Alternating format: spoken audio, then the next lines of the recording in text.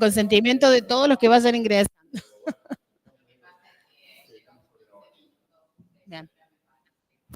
Vamos a comenzar. No sé, Oscar, si querés acercarte o esperás ahí. Si no, no veo. Dale. Bueno, buenas tardes. Vamos a ir comenzando. Espero que se me escuche bien, Verónica. Perfectamente. Muchas gracias. Buenas tardes a todas y a todos. Vamos a comenzar con el panel número 7. Pero primero quería agradecer la presencia de todas y todos. Agradecerles mucho. Me presento, mi nombre es Francisco Abril y voy a estar moderando el panel 7 como docente de la licenciatura en Pedagogía Social.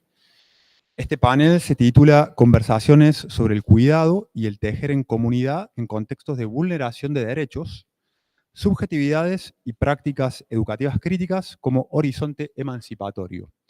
Panel que, por supuesto, está en el Congreso Internacional entre Educación y Salud. Hoy tenemos la gran alegría de poder escuchar a Verónica Müller y a Oscar Castro Prieto. Verónica nos va a acompañar de manera virtual, como se habrán dado cuenta. Y lo que quería hacer muy brevemente, no quiero tomar mucho tiempo en esto, es presentar a quienes van a estar hablando el día de hoy. Voy a hacer un breve resumen de la trayectoria profesional, tanto de Verónica como de Oscar Castro Prieto. Verónica Müller es postdoctora en Infancia y Migración por la Universidad del Estado de Santa Catarina y en Educación Social por la Universidad de Barcelona. Doctora en Historia de la Educación Social Contemporánea y presidenta de la Asociación de Educadores Sociales de Maringá.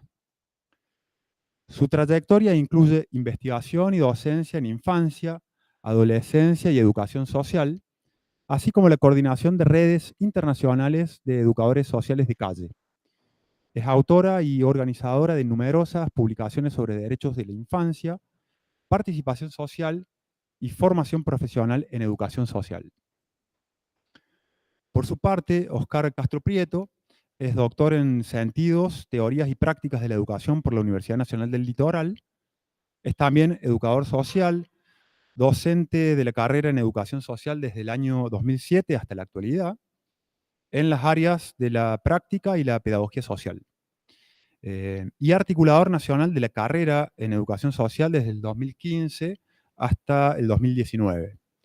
Cuenta con una gran experiencia profesional como educador social en proyectos vinculados a la justicia penal de adolescentes y adultos y al marco del sistema de protección, fundamentalmente el trabajo con familias y adolescentes. Bueno, cada expositor contará con unos 20 minutos para hacer sus presentaciones. Si quieren, yo les puedo ir haciendo alguna indicación cuando estén cerca de ese tiempo, pero tenemos, me parece, para charlar y para compartir sus reflexiones, tenemos un margen de tiempo importante, pero la idea es que si podemos sobre el final dejar un espacio de tiempo para un intercambio de ideas, un diálogo, compartir impresiones y experiencias. Dicho lo cual, entonces le cedo la palabra a Verónica Müller, que ella nos va a compartir también un PowerPoint. Y bueno, te escuchamos con mucha atención, Verónica, muchas gracias. Gracias a ustedes, muchísimas gracias realmente por la oportunidad de estar con vosotros. Y quería empezar diciendo que en el contexto tan difícil del mundo actual y de Argentina en especial, si hablamos políticamente de la gobernanza, es fundamental estarmos juntos. Y hay una pequeña poesía de Raúl Seixas, un cantante brasileño, no sé si conocen, es muy sencilla, en español queda más o menos así: sueño que se sueña solo es solo un sueño que se sueña solo, pero sueño que se sueña juntos es realidad. Entonces, gracias por esta realidad, por la oportunidad de estar con ustedes. Y enhorabuena por el evento. Bueno, me parece que el título que ustedes han puesto para que desarrollemos nuestros pensamientos es muy completo. Casi, casi que yo podría estar en silencio y decir, estoy de acuerdo ahí con el título, pero vamos a desarrollar algo. Entonces, para mí todo empieza, ¿puedes pasar la primera diapositiva, por favor? Para mí todo empieza con esta pregunta, ¿no? ¿Qué mundo queremos? Todo y cualquier acción que uno tenga dentro de la educación social o en cualquier otra profesión dependerá de qué mundo uno quiere. Y a partir de eso, se juntará con más gente que también quiere, o en algún aspecto podrá estar solo, ¿no? Donde se encuentre, pero en algún lugar habrá más gente y tenemos que juntarnos. Entonces, hay gente que es, no sé si se dice descreída, no cree mucho en la juventud o en las personas y dice, ah, todo es relativo ahora, nadie sabe lo que quiere, la juventud no sabe lo que quiere. Y yo no entiendo así. Yo creo que hay cosas muy sólidas, ya determinadas y que no tenemos dudas. Por ejemplo, los que somos progresistas y más de izquierdas, sabemos que queremos un mundo justo, mucho más justo, un mundo solidario, un mundo donde todos tengan oportunidad de estar y participar y expresarse.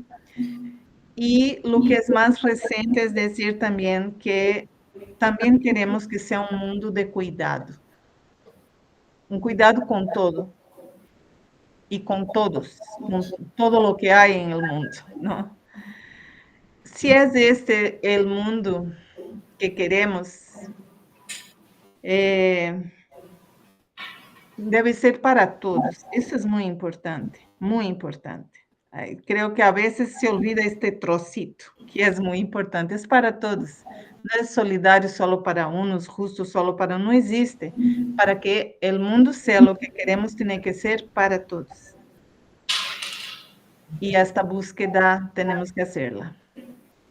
Y entonces me pregunté cómo se relacionan el futuro y el presente en este mundo. Porque este mundo que queremos, hay que situarlo, hay que ubicarlo en por lo menos 3 tiempos: el ya, el medio plazo y el largo plazo. Y el largo plazo es un futuro, no hay como estar en el presente sin encontrar la manera coherente de estar, si no ligamos, no hacemos un elo entre el presente y el futuro. Claro que el pasado también, pero ahora quiero llamar la atención para el futuro, porque estoy hablando del qué mundo queremos. Si decimos qué mundo no queremos, miraremos ao passado inevitavelmente. E também a presentes, muitos presentes. Entonces, ¿cómo se liga el futuro con el presente? ¿Puedes pasar el próximo, por favor?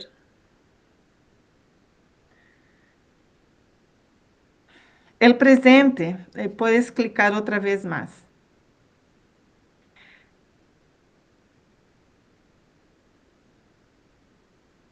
Ajá. El local y el universal, ¿cómo se juntan? En el presente está el local. Estamos en el territorio, en el presente. Estamos en el territorio. Pero cuando queremos el futuro, y queremos el futuro, también estamos lidiando con lo que es universal como concepto. Y para mí es una gran dificultad encontrar el límite de lo que es una defensa que yo puedo hacer como concepto universal y lo que es local, que es respetar el local y entender como verdad un concepto universal. Por ejemplo, este cuadro he elegido poner ahí porque estas figuras todas son mis cuadros. yo pinté pensando en una escena de los niños que están jugando a fútbol y la pelota va en el vidrio del coche y lo rompe. Y entonces los niños están ahí preocupados, ¿no? ¿Qué va a pasar ahora? Ahora vendrá un adulto y hará algo aquí, ¿no? Y un educador social que haría, ¿no? Entonces, lo que él hace, lo que él debe hacer es algo que es local, territorial, en el presente inmediato, pero tiene que tener la coherencia de entenderse construyendo aquele futuro, aquele mundo que queremos construir. É aí, é em el local donde tudo ocorre, donde todo ocorre.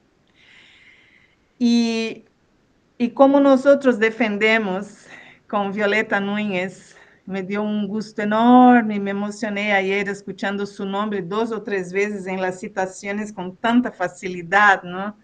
Eu he sido orientada de doutorado de ella, quizás la primera, y la tengo muy dentro de mí, somos amigas, la tengo muy fuerte en mí, y bueno, aprendemos con ella que educación social, con ella y nosotros también en Brasil con Paulo Freire, que educación social tiene que ver con derechos humanos y con cultura. Y mi pregunta fundamental en medio a estos pensamientos de que es lo que se puede universalizar como lucha. Esa es mi preocupación también, ¿no? ¿Cómo es que estaremos respetando culturas cuando universalizamos algunas luchas? ¿Y cuáles son ellas? Es muy difícil para mí hacer eso. Yo hago muchos viajes, la última que hice fue a Ghana, en África, y la realidad es tan estonteante, es tan impresionantemente diferente de lo que yo conozco por aquí, que me preguntaba todos los días cómo puedo hacer, qué puedo defender como educación social aquí. Allá yo estaba haciendo prácticas de prevención contra el tráfico de niños y niñas, indo a las escuelas con educadores. Entonces, mi principal pregunta para mí misma es, ¿cuál es el límite entre los derechos y la cultura? Porque ¿cómo podemos respetar una cultura que yo, en mi cultura, veo en la otra cultura que es violencia, y allá, en aquella cultura, no se ve como violencia? Y el derecho es universal, es más universal que la cultura? Son cuestiones. La próxima, por favor.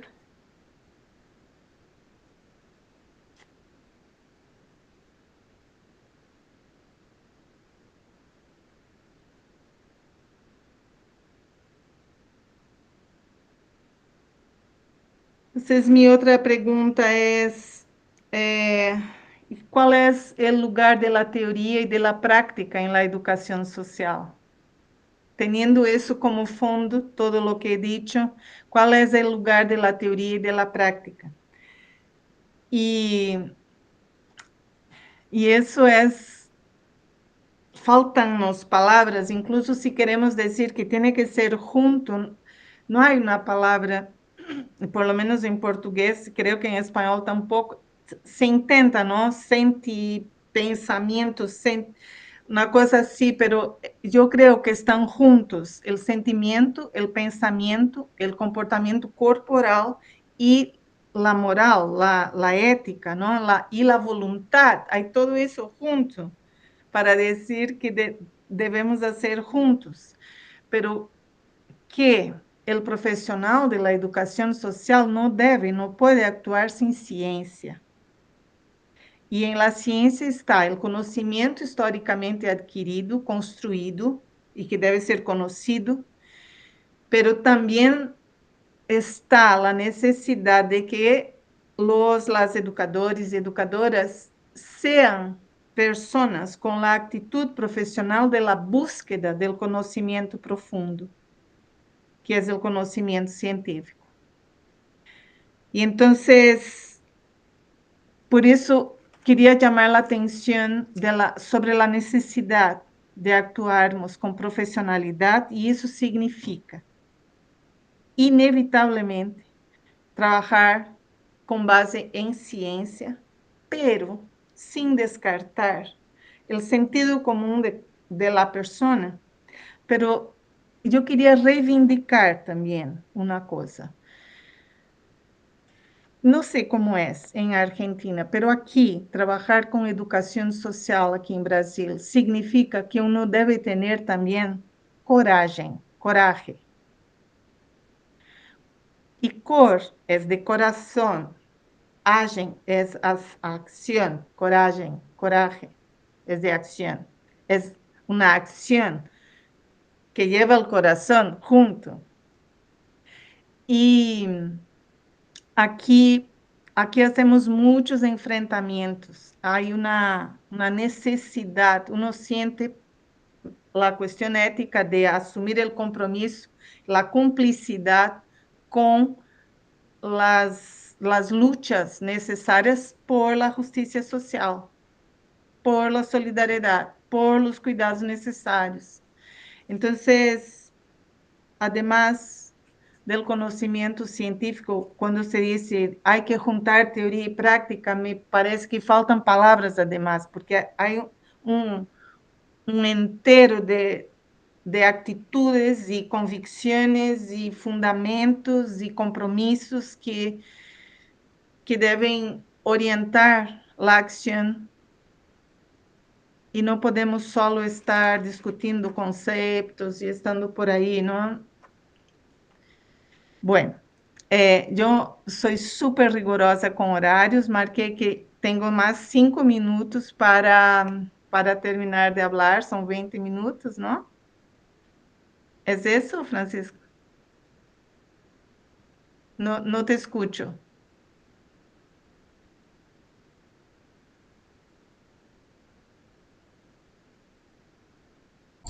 Están muteados. ¿Ahí me escuchás, Verónica? Ahora sí. Tenés un poco más de 5 minutos, así que tranqui, hasta 7, 8. Ok. Entonces quería traer nuestra contribución del colectivo a que pertenezco, que son frutos de mucha práctica, de más de 30 años de práctica, y la práctica es acción directa con fundamentalmente niños y niñas en situación de derechos violados, y fruto de investigaciones en posgrados o no, y sí. Entonces, un concepto que traemos, que hemos cunhado, es el de la escucha consecuente.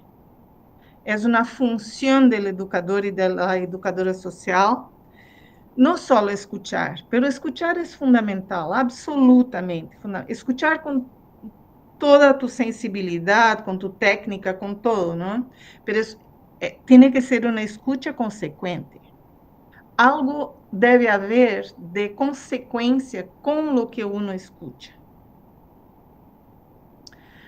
Podemos desarrollar eso mejor después. Y puedo dar varios ejemplos de cómo actuamos con este concepto. Una cuestión por el lado ontológico, que es fruto también de investigaciones, estamos afirmando que el niño y la niña, por esencia, tienen la característica de ser enseñantes.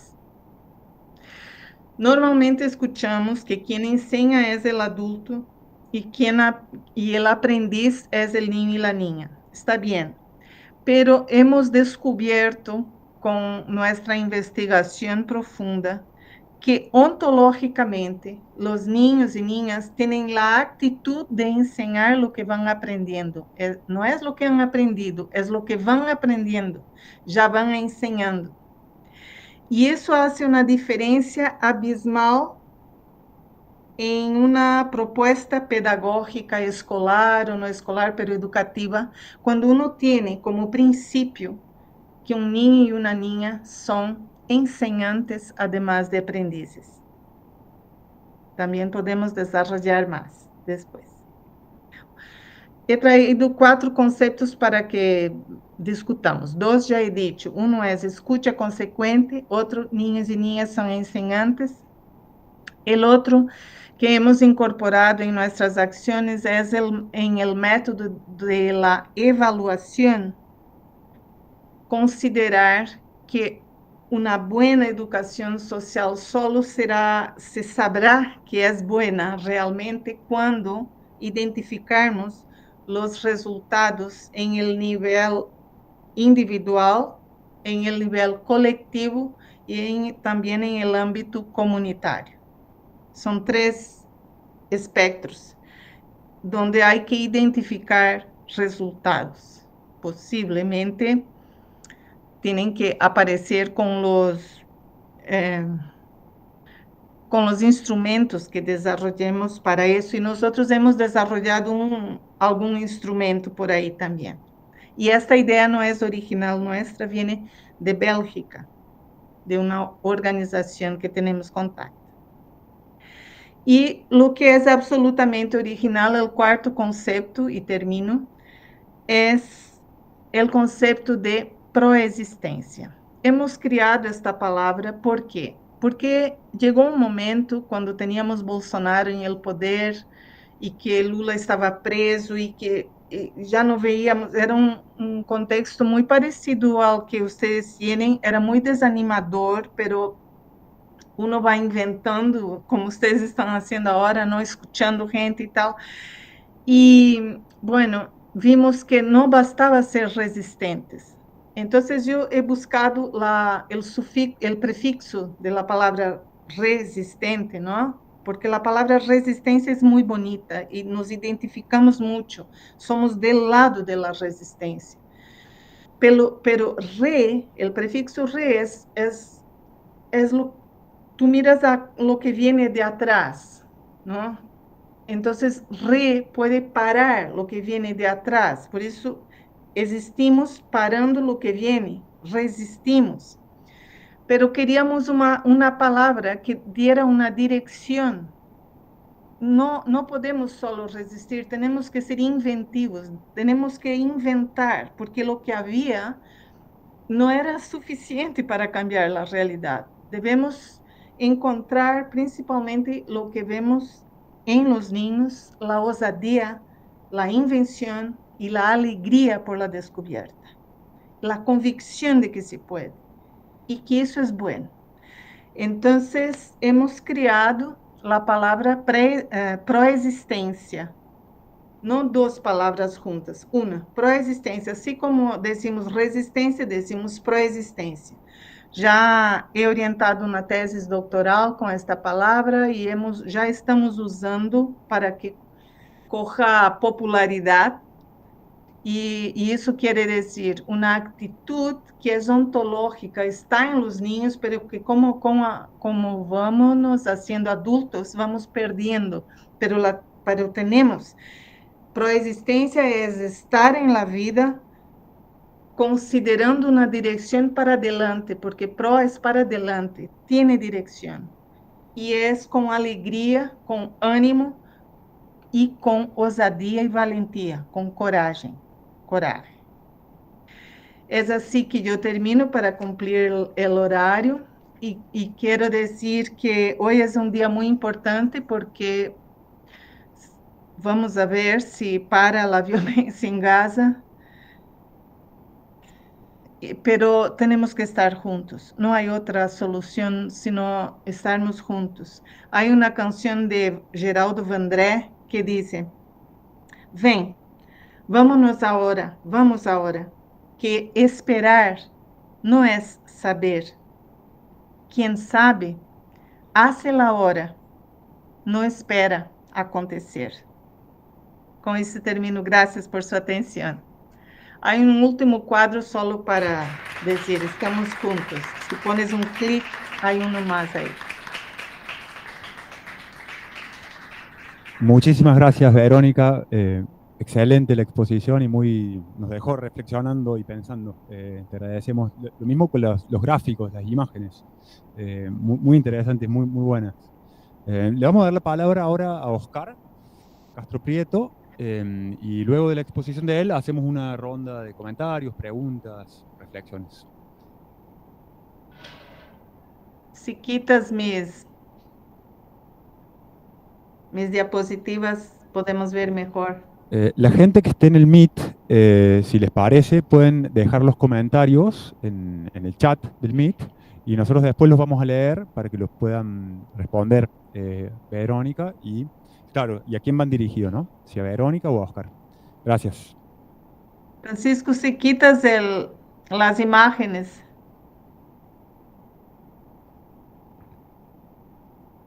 Hola, buenas.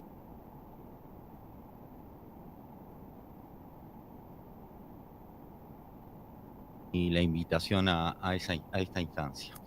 A ver, yo lo que vengo a presentar y a compartir con ustedes tiene que ver con la tesis doctoral que he defendido hace mes y algo, y que ronda en relación a una actividad, a una acción, a una práctica, e incluso a algo que podríamos establecer o denominar como una función de algunos profesionales en el marco de el sistema de protección en el Uruguay.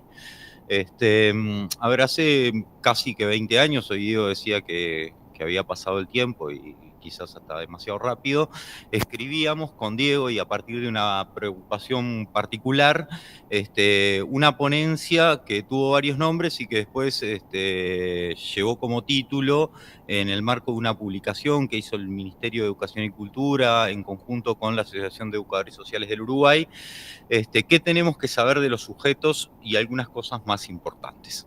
Y ahí lo que intentábamos colocar era algunas preguntas y algunas reflexiones al respecto de qué es lo que, en definitiva, los profesionales que trabajamos en el sistema de protección, el sistema penal juvenil,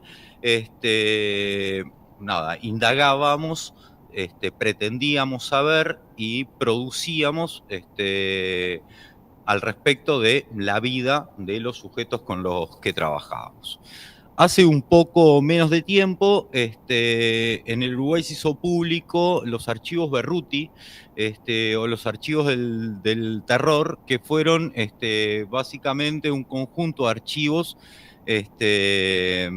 producidos en el marco de la dictadura civil y militar, que en el Uruguay ocurrió entre el año 73 y el 85, en donde básicamente lo que aparecían allí eran legajos que la justicia y los servicios militares producían y los servicios carcelarios producían al respecto de cada uno de los detenidos en el Uruguay. Quizás lo sepan, quizás no, pero se los comento. Uruguay fue el país que durante la dictadura tuvo el mayor índice de prisionalización de militantes políticos. Y esto generó una maquinaria increíble de información que incluso permitió la clasificación de los ciudadanos en categorías. Y produjo un fenómeno de arrastre, un fenómeno de lastre al respecto de la vida de esos ciudadanos que incluso post encarcelamiento, ¿no? Y una vez otorgada la libertad, quedaron en una especie de estado de excepción civil.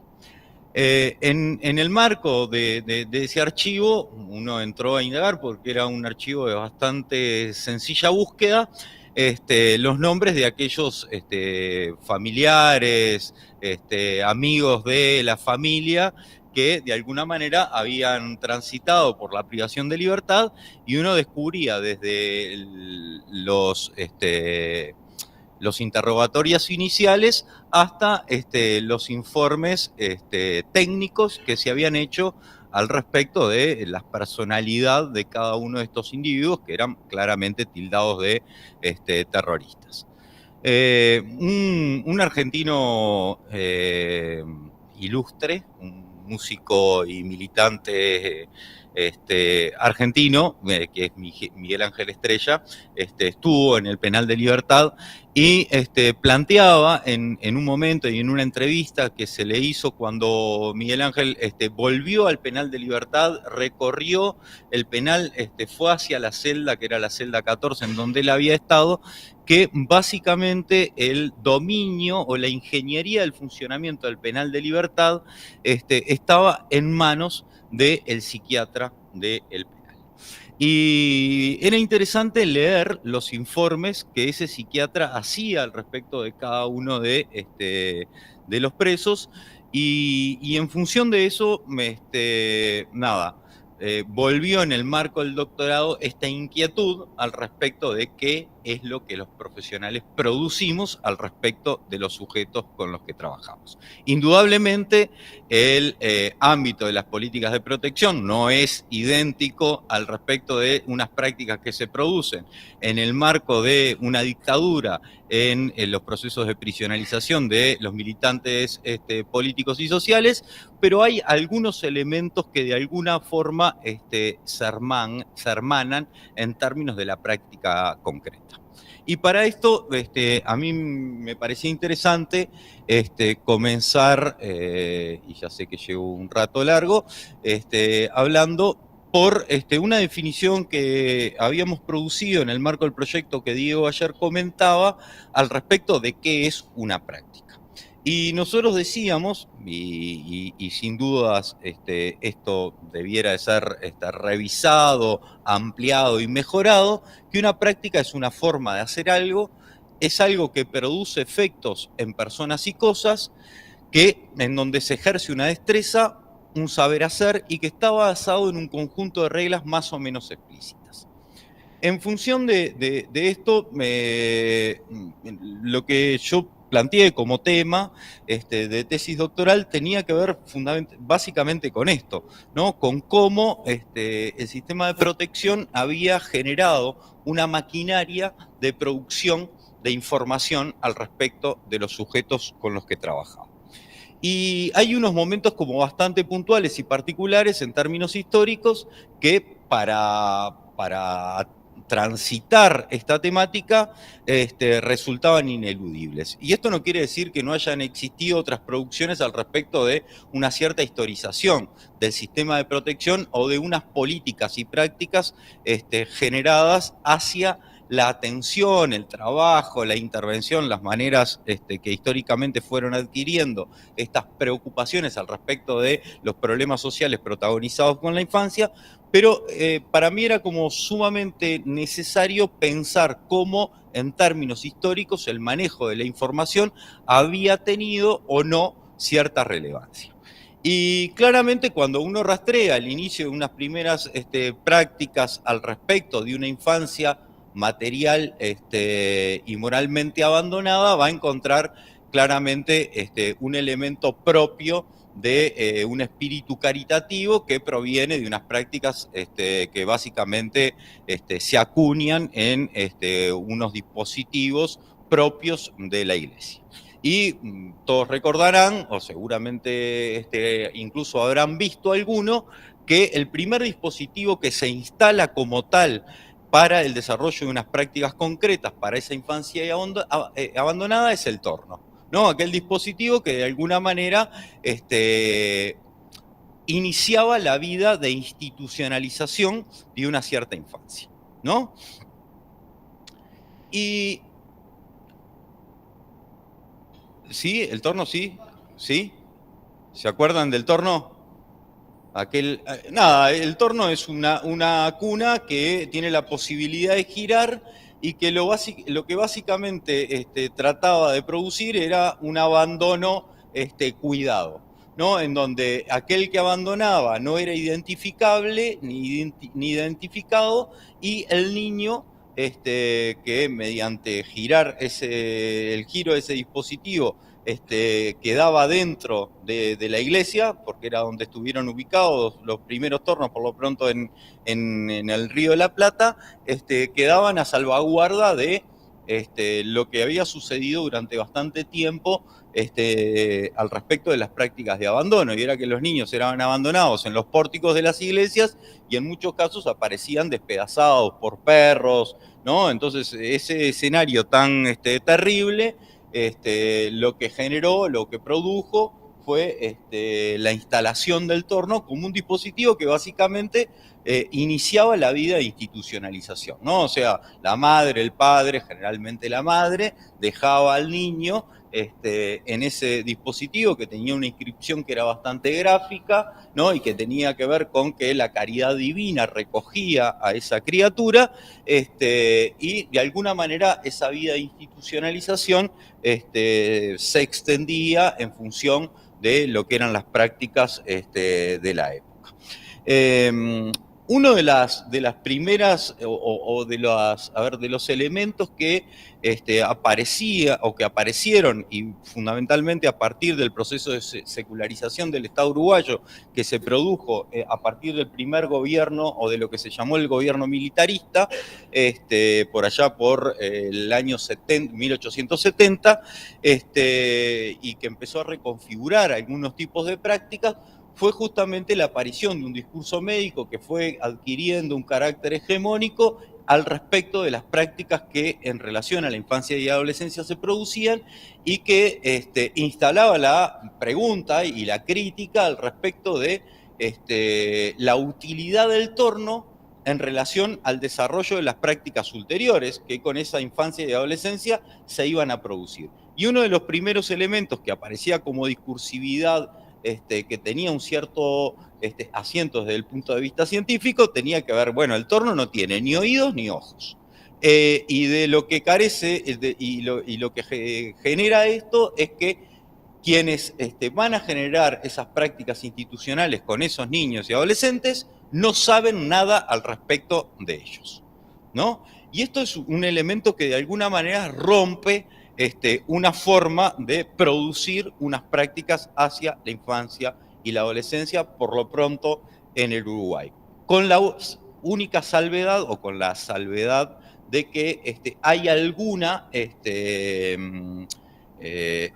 prácticas que siguen manteniéndose casi que hasta hace unos 20, 30 años, bajo una lógica de las figuras eclesiásticas, y esto tuvo que ver básicamente con el tratamiento o con el trabajo con niñas y adolescentes con determinadas características atribuibles a cuestiones de conducta, a cuestiones del orden de lo moral, etcétera, etcétera, etcétera.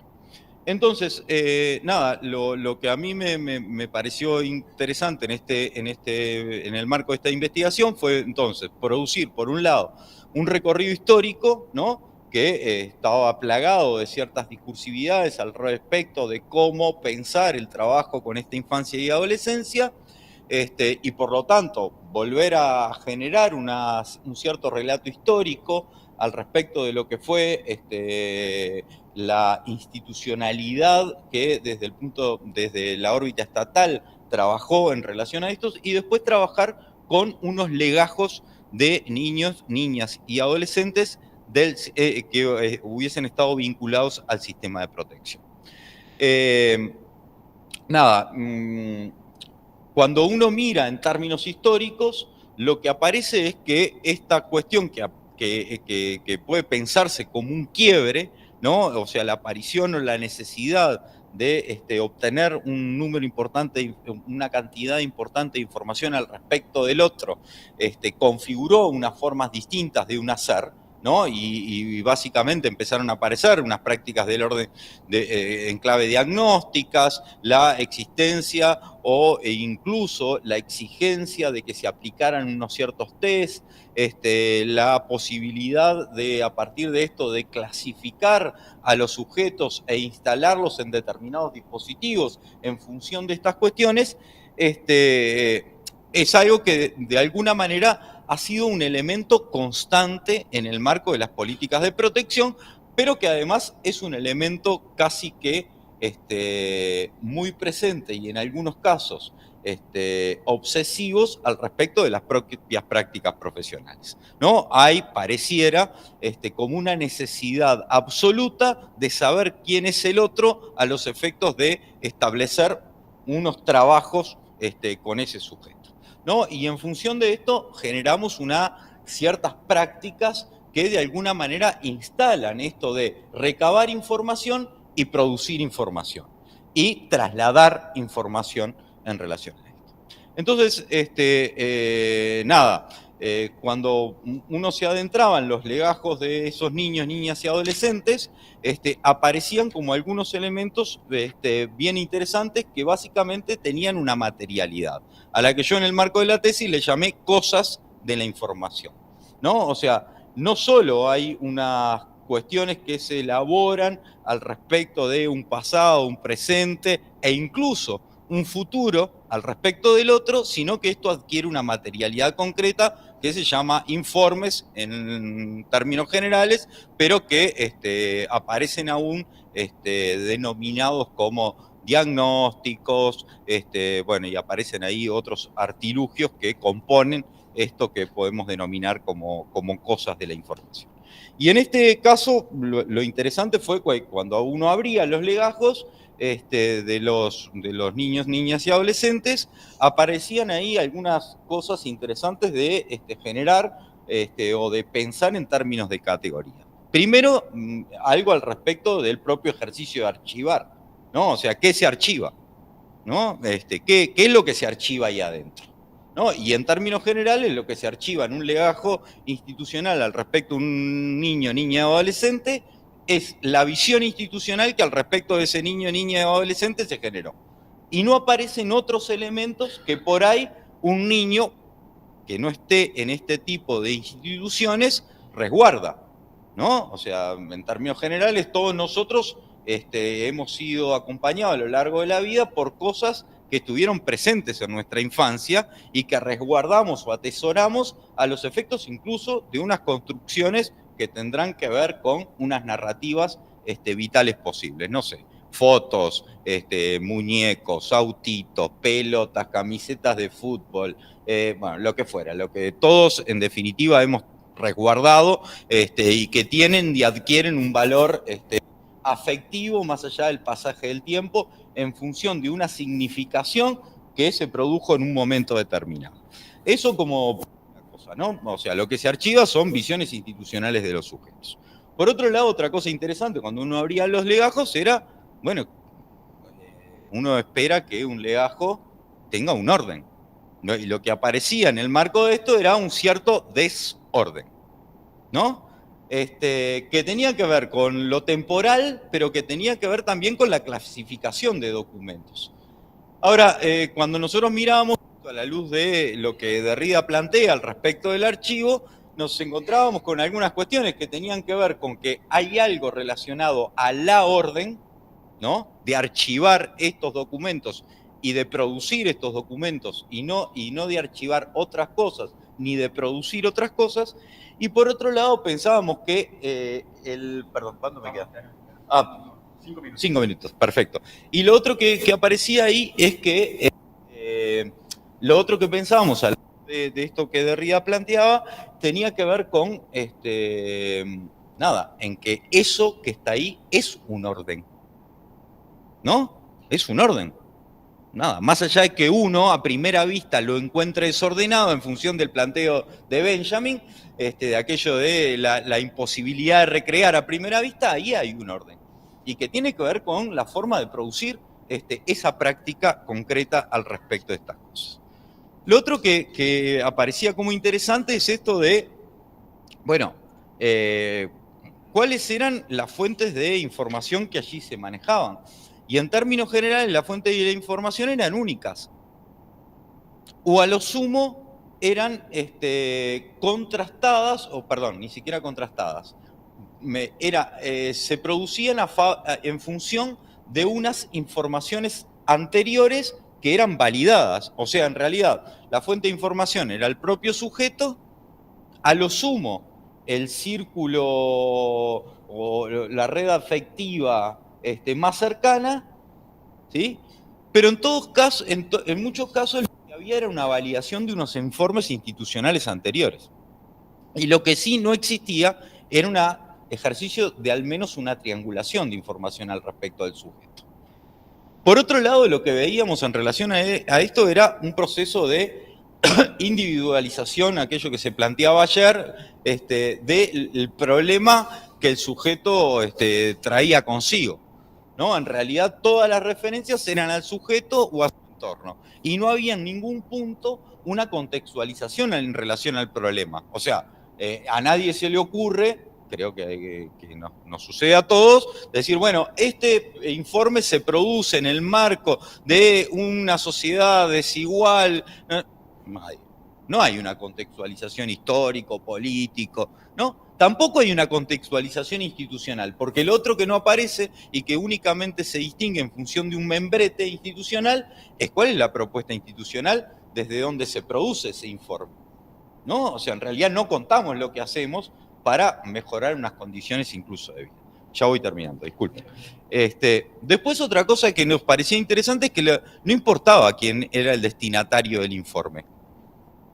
O sea, a todos le hablamos de la misma manera. No importa si es un juez, una maestra, un psicólogo, a todos les hablamos de la misma manera. O sea, tenemos incluso casi que una matrización de las formas de producir informes que no importa quién es el interlocutor a quien le estamos enviando esto.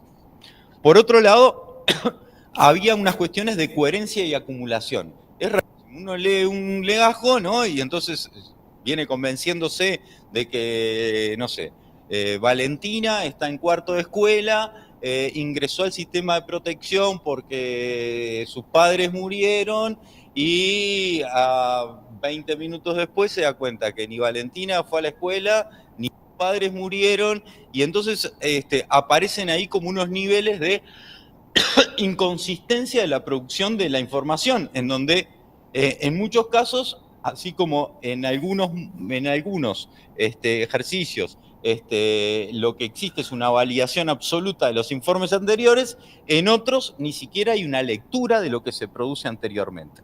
Entonces hay legajos producidos de manera absolutamente incoherente al respecto de los sujetos. Y en realidad, lo que uno construyó como conclusión posible tiene bastante que ver con esto que Galeano plantea al respecto del saber sobre los pobres, ¿no? Dice Galeano que sobre los pobres sabemos todo, ¿no? En qué no trabajan, qué no comen, cuánto no pesan, cuánto no miden, qué no tienen, qué no piensan, qué no votan, qué no crean. Y yo creo que el no claramente referencia unas pretensiones políticas, estatales, epocales y transepocales definitorias de ser a partir de lo que no se es. Y esto no hace otra cosa que seguir generando y planteando unas construcciones al respecto del sujeto que de alguna manera lo colocan por fuera de una normalidad social. Y por acá termino porque hay bastante más para decir, pero muchas gracias.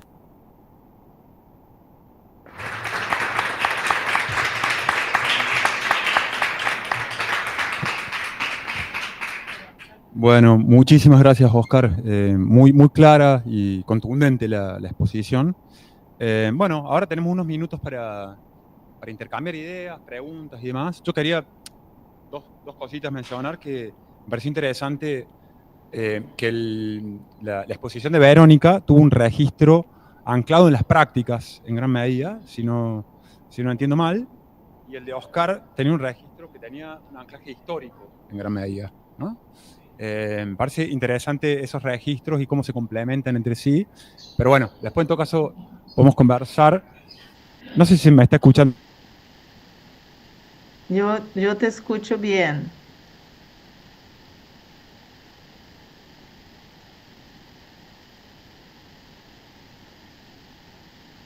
Ahora no sé. Francisco no se escucha.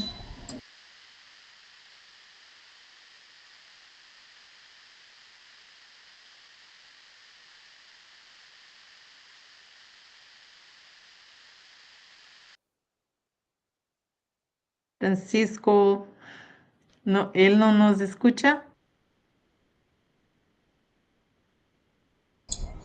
No, me parece que no. Verónica, te pedimos que te silencies, si puede ser un segundito.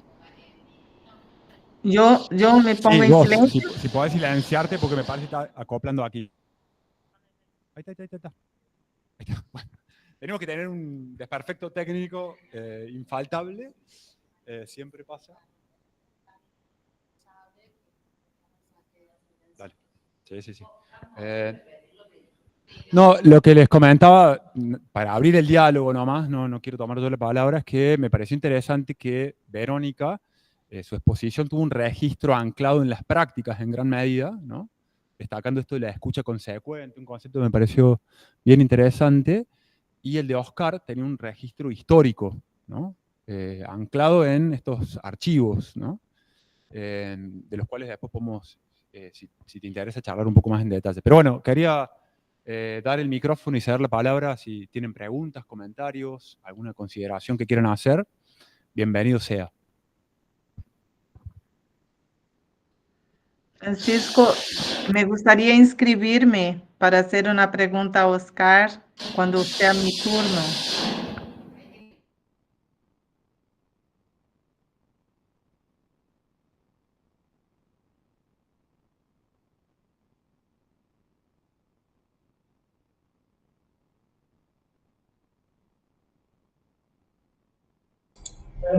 Francisco, ¿están usando el micrófono? No se escucha.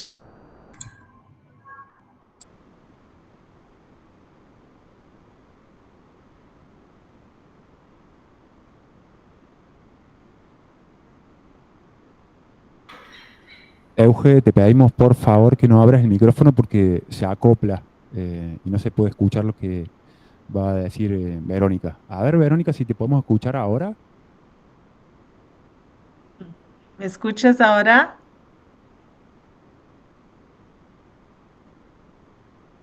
No.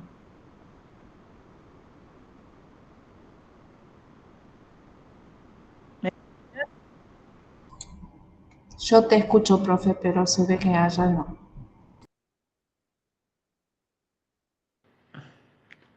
El chat no funciona también. No, yo quería escribir y no escribe.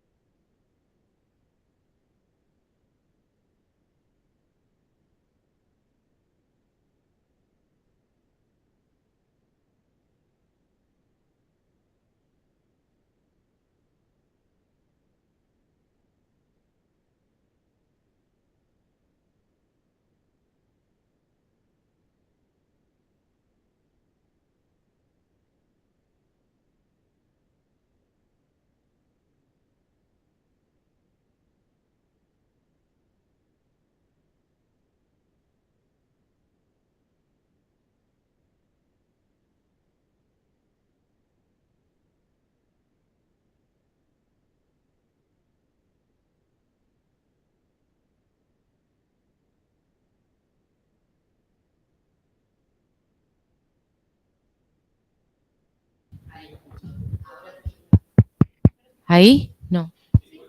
Sí. Bueno, muy interesantes los dos trabajos. Quería hacerle a los dos la pregunta, porque finalmente, según entiendo, la escucha consciente y el archivo de estos documentos son dos formas de registro del sujeto. Entonces, ¿qué sujeto construye la escucha consecuente y qué sujeto construyen estos documentos que has rastreado?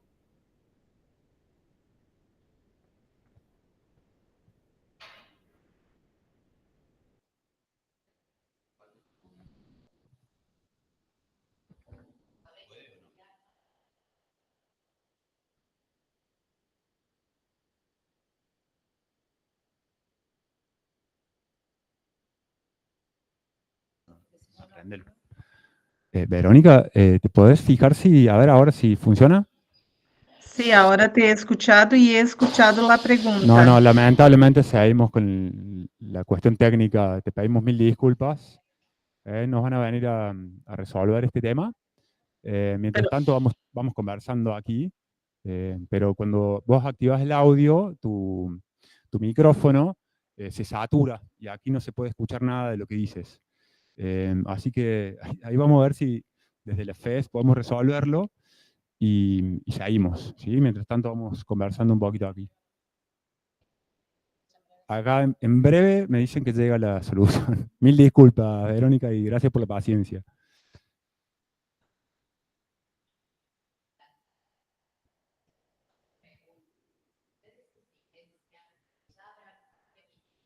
Que me parece que no es eso. Vale, cuando se abre el micrófono se satura y no es este el micro.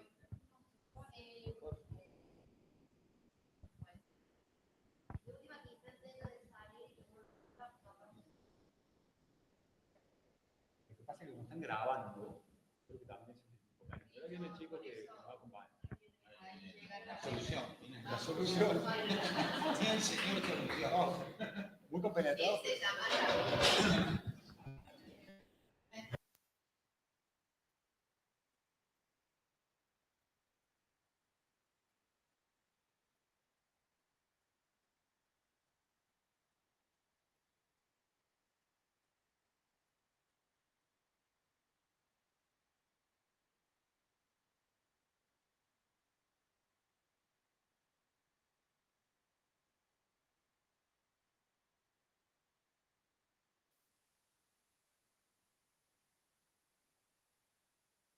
A ver, Verónica, ¿te animas ahora nuevamente?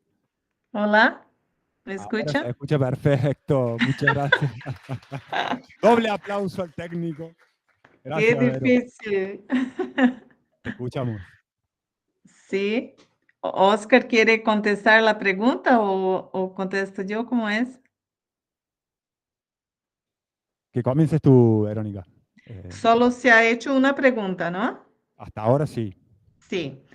Bueno, el sujeto consecuente que yo entiendo que está siendo construido es el sujeto profesional que tiene una ética de compromiso con lo que escucha. Entonces, isso pode ser, eu posso contar uma história em um minuto ou menos, que é uma prática que ocorreu. Estávamos em uma rueda de conversação em nossa ação em el barrio, em la periferia, e com o estatuto do niño e do adolescente, falando sobre direitos, e um niño disse, profe, tenemos derecho a tener agua aquí donde jugamos.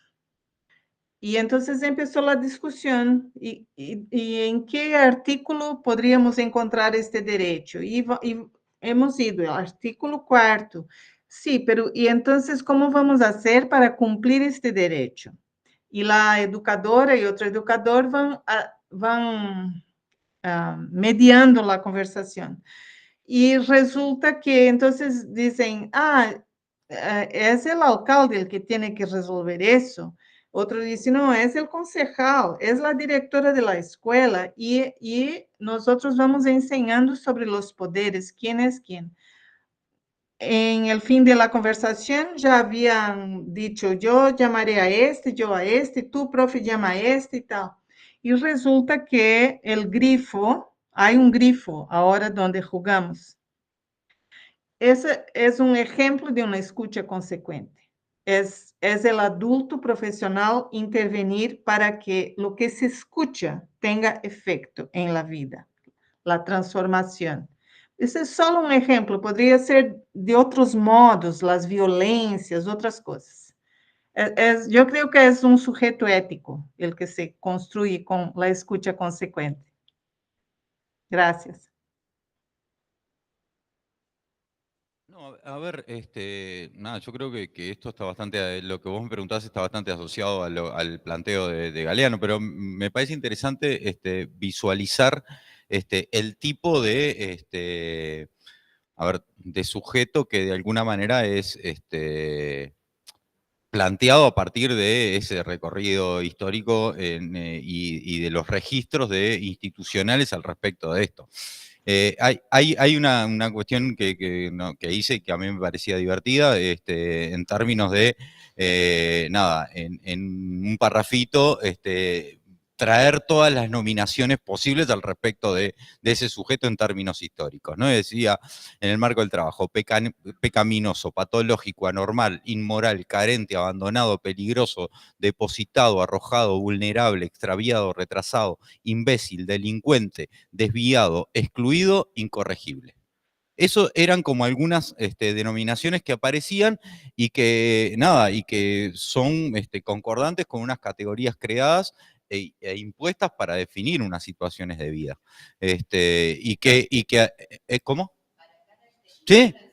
Y que de alguna manera, además, eran las que atribuían un cierto sentido a lo que institucionalmente se ha venido a plantear en clave de historias de vida, por ejemplo, ¿no? Porque los archivos, estos en muchos casos son caracterizados como un registro de unas historias de vida, ¿no? Entonces, la historia de vida está básicamente, nada, atada, ¿no? Y hay que recordar que la noción de, por ejemplo, de archivo y algunas nociones que están, a ver, algunos recorridos al respecto del surgimiento, algunas de estas categorías tienen que ver con unas definiciones al respecto de la vida de unos sujetos que claramente se van como corriendo de la normalidad de época.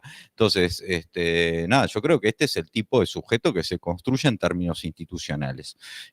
Ahora, asumiendo también, ¿no? Y en función de lo que, no sé, planteaba hoy Graciela, ¿no? De que todos, incluidos los profesionales, somos partes de estas producciones institucionales, hay algo de todo esto que hemos producido en el marco de nuestras prácticas.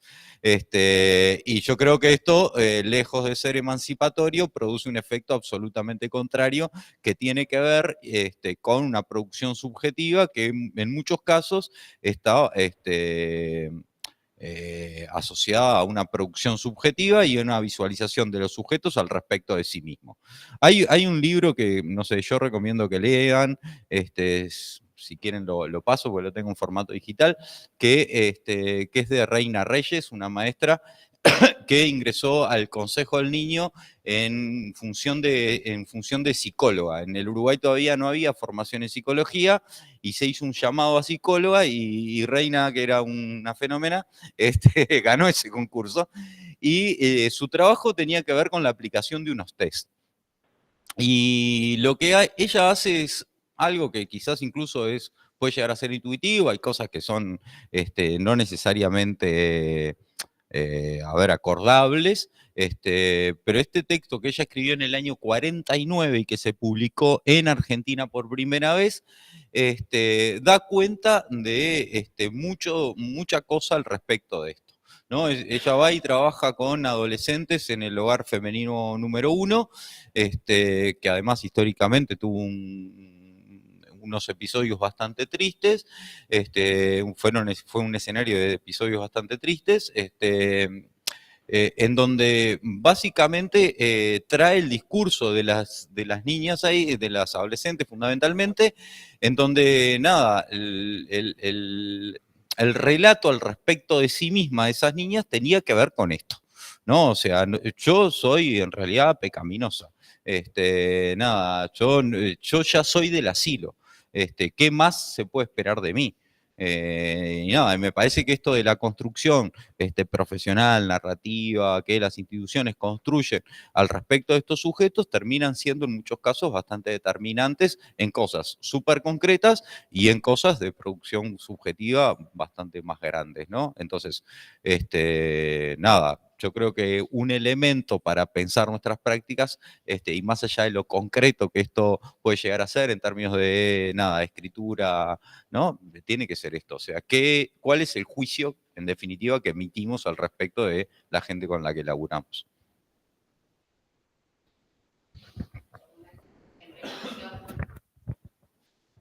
Otro, ¿no? Si alguien quiere, yo lo sé. Pero me hace pensar esto último, ¿no? Que también tiene que ver, y vos lo dijiste, con un momento histórico y con una época. La cosa pública no siempre fue la gestación por parte de un Estado que piensa la política, que piensa el recurso y que piensa el modo de hacer.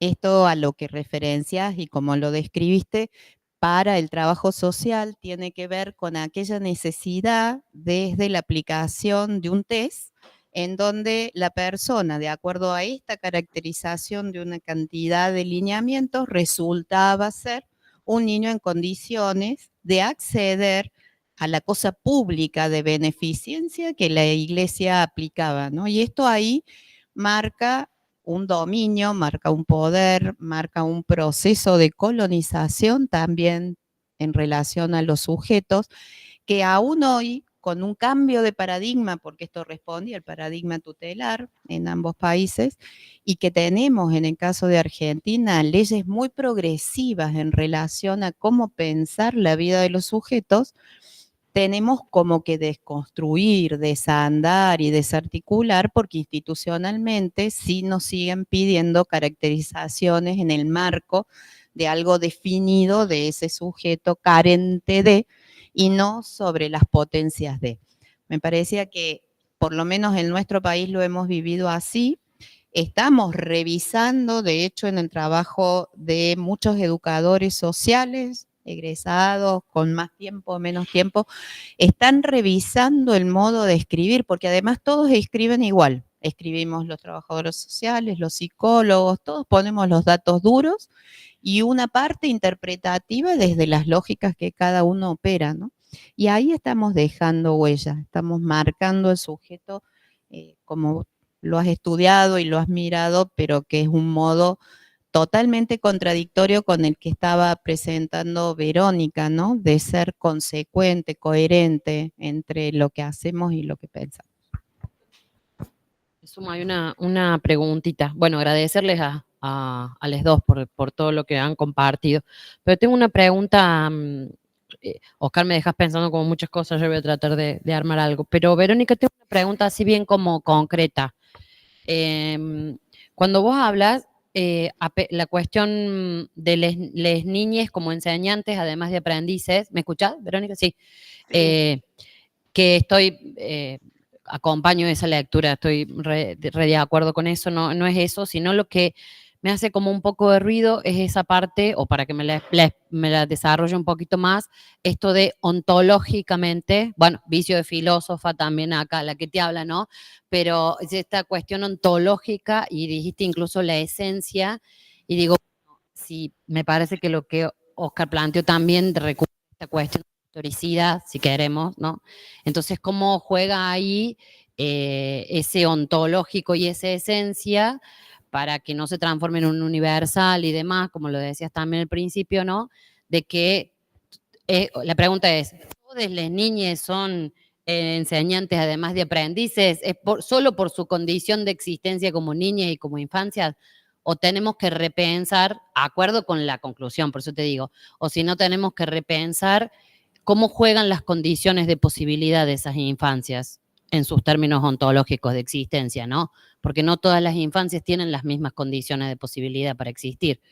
Pero esa era es más una duda como, nada, me quedé así pensar. Ontológica, es una duda ontológica que tengo. Sí. ¿Puedo responder ya?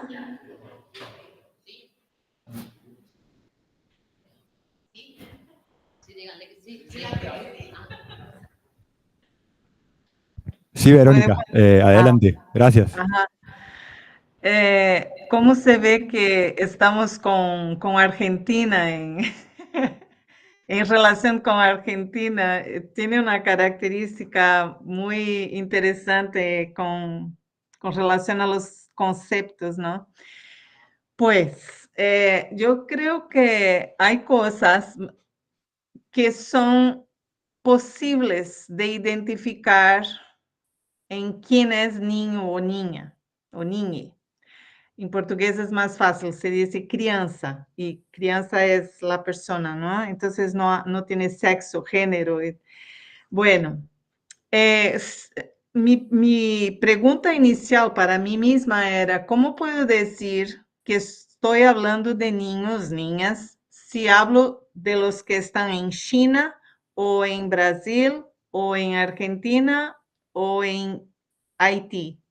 ¿Cómo sé que estamos hablando de los pequeñitos? No basta, es posible decir que basta decir que son los pequeñitos, son estos. Hay algo que es propio, que se dice niños, niñas, o child, o otro idioma, pero sabemos de quién estamos hablando, del concepto, de los pequeñitos. Hay algo más que se puede decir que es propio de ellos. Yo estoy afirmando, después de nuestra investigación, que sí, eso se puede universalizar. Hemos concluido que es una característica de niños, de los pequeñitos. Cuando aprenden,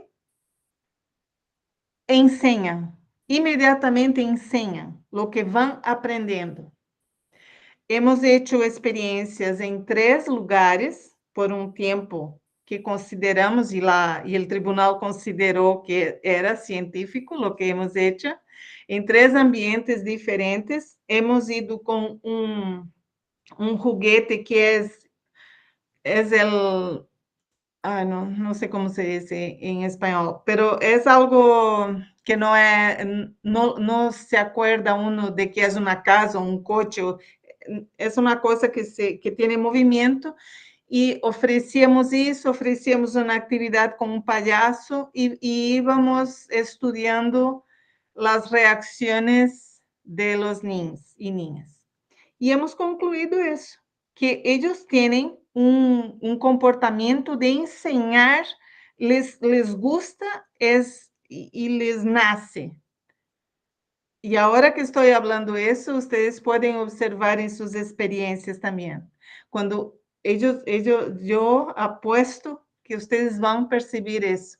Es que no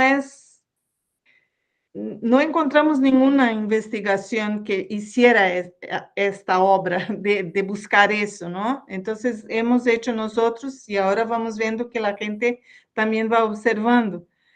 Y entonces es eso, que entendemos que una característica de los infantiles, de los infantes, es que, además de ser aprendices, que sí, están siempre aprendiendo, son también enseñantes. No es retórica.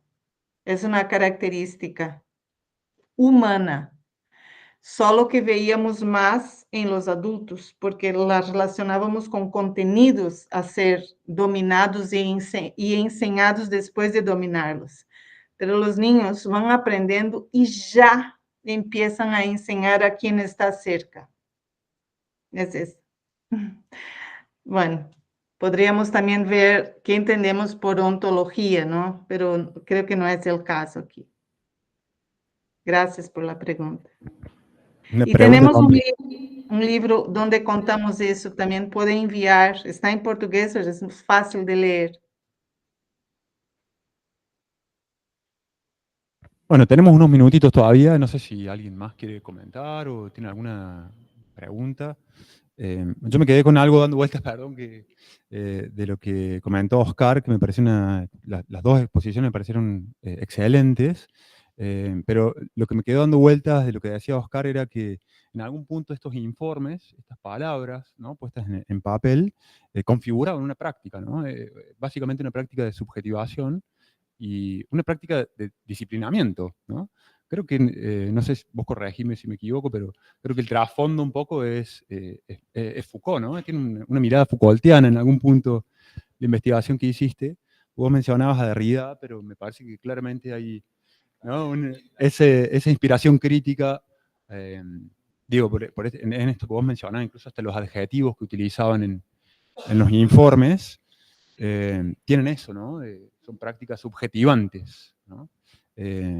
Y nada, preguntarte, seguramente vos tuviste esos informes a mano, y vos en tu ponencia señalaste como una línea de continuidad en algún punto entre estos informes de un psiquiatra en la época del proceso, ¿no?, de los militares en Uruguay, que tenían características similares con los informes, ¿no?, en el sistema de protección. Y quería preguntarte eso, que algo dijiste en tu presentación, pero si nos podés comentar algo más sobre las características, ¿no?, de de estos informes, ¿no? De estos archivos con los que trabajaste. Eso, como una curiosidad también por la cuestión metodológica con el trabajo con esos materiales, ¿no?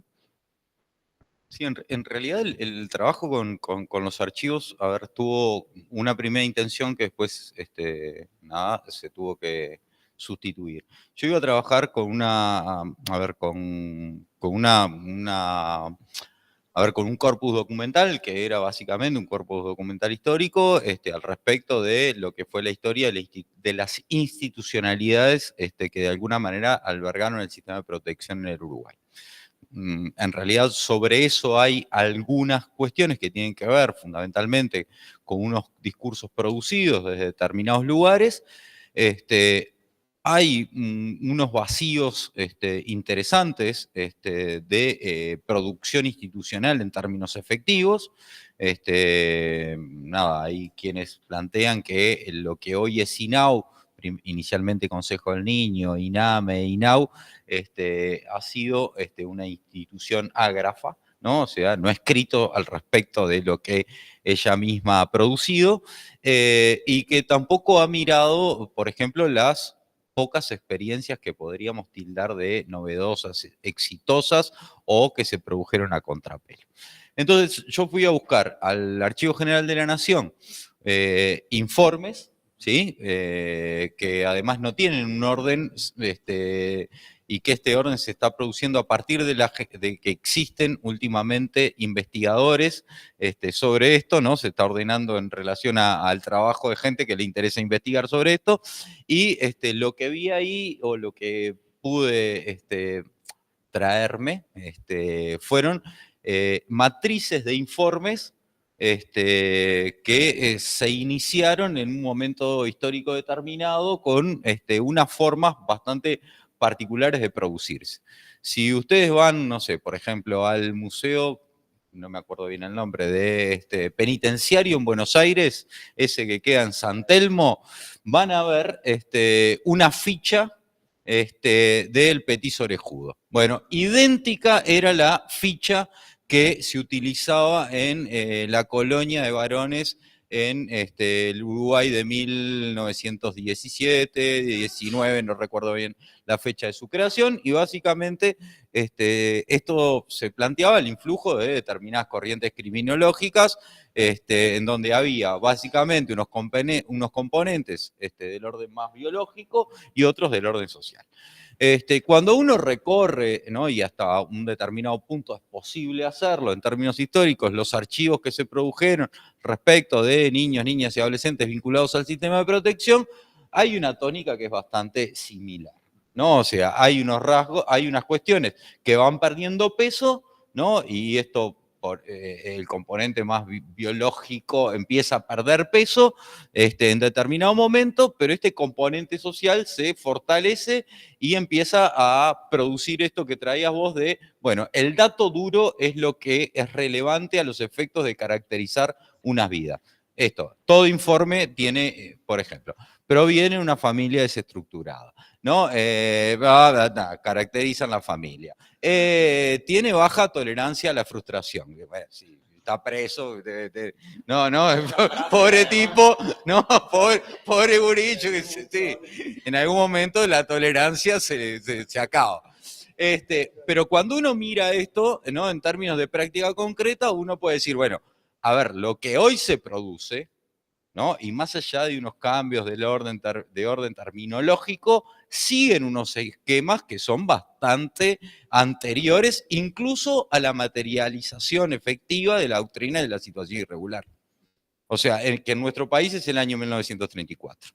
Ahora, cuando uno mira en términos políticos y de definiciones políticas, más allá de que el Uruguay siempre se ha vendido como un país progresista al respecto de la producción de legislación, ¿no? Y hoy hablaban al respecto de la ley de egreso, ¿no? No me acuerdo bien cómo se llama, yo me acuerdo que ahí va. Y esto, en relación a la información, si uno mira la legislación, ¿no? Incluso el nuevo Código del Niño de la Niñez y la Adolescencia, en consonancia con la Convención, etcétera, etcétera, hay artículos destinados a esto. Y no hace demasiado tiempo, y en un gobierno progresista, porque los progresistas también somos gente que desconfiamos de la gente, instalamos una discusión que incluso se aprobó, y que tiene que ver con que los adolescentes que cometen una infracción a la ley penal, ¿no?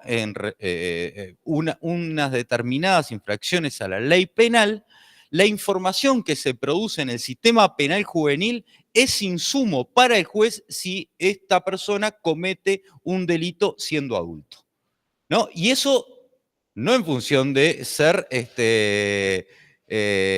un atenuante para la pena, sino un agravante para la pena. Entonces, la ley 19.055 en el Uruguay establece un retroceso desde el punto de vista jurídico atroz, ¿no? Y yo hay información que me llevo de un lado para el otro. Y esta fue la respuesta de la izquierda uruguaya a toda la prédica que había tenido algún sector de la derecha al respecto de bajar la edad de imputabilidad. Entonces, hoy Frigerio hablaba de las cosas irrenunciables, ¿no? Al respecto de lo irrenunciable. Bueno, los progresismos renuncian bastante fácil a veces a determinadas cuestiones que tienen que ver con la culpabilización de determinados sujetos. Y esto que hoy traías vos al respecto de estos informes a los efectos de que reciban las migajas de no sé qué, bueno, eso sigue sucediendo. O sea, tenemos un nivel de desconfianza tan atroz al respecto de los pobres que requerimos saber y saber y saber y saber y saber. Y esto me imagino que quienes trabajan ya lo evidenciarán en el marco de las reuniones de equipo, ¿no? Están hablando de Pepito y Pepito y Pepito y Pepito, y allá salta alguien y dice, pero lo que ustedes no saben de Pepito es esto que solo yo sé, porque Pepito me lo contó a mí. Y en realidad se lo contó a un pueblo, porque las instituciones además generan esto en términos de producción subjetiva, que Pepito sabe que te tiene que contar algo, ¿no? Porque si no es un sujeto que queda invisibilizado. Y los que hemos trabajado en el sistema penal juvenil o de adultos, ¿no? Sabemos que el otro sabe que te tiene que venir a decir, yo no voy a robar más. Cuando salga acá me voy a poner a trabajar y a estudiar. ¿Ah? Y nosotros nos quedamos contentazos porque el tipo ya aprendió en el minuto 1 que hay que arrepentirse y que al día después de salir va a ir a trabajar y a estudiar, como si conseguir trabajo y vincularse con el sistema educativo fuera del orden de lo sencillo, y no lo es. Entonces, yo creo que esto sí, que tiene y adquiere un sentido futbolero, de todas maneras, me parece que es algo de interpelación hasta corta y necesaria para cada uno de nosotros. Que eso que lo que el otro nos dice o puede verbalizar no es el sujeto, que hay otros elementos, o sea, porque cada uno de nosotros también tiene esto. Si a mí me dicen, ¿quién sos? Y yo soy Oscar, soy educador social, tengo 6 hijos, estoy felizmente en pareja, soy hincha de un cuadro chico del Uruguay, no sé qué, no sé cuánto. ¿Soy yo eso? No. Nada. Es un relato posible. Es un relato posible. Y me parece que hay que salir de eso, no a los efectos de saber más de eso que el otro te puede contar, sino para relativizar si efectivamente tenemos que saber todo eso que estamos desesperados por saber para trabajar con el otro. Y yo pongo un ejemplo muy choto, más allá de que la escuela esté bastante demonizada al respecto de algunas de sus prácticas. Una maestra entra a la escuela y no necesita saber nada del otro, más que tienen entre tanta y tal edad y que están en un grado determinado y empieza a transmitir unas cosas. Y eso puede ser criticable, efectivamente, pero también hay algunos elementos ahí que me parece que borran esta necesidad de saber sobre el otro en términos absolutos. Porque además, la otra cosa que nos pasa a los que trabajamos en esto es que lo que pretendemos saber no es al respecto de las felicidades del otro, sino al respecto de sus sufrimientos, y eso me parece mucho más terrible, ¿no? ¿Qué le pasó? Yo qué sé, eso me parece complicado también.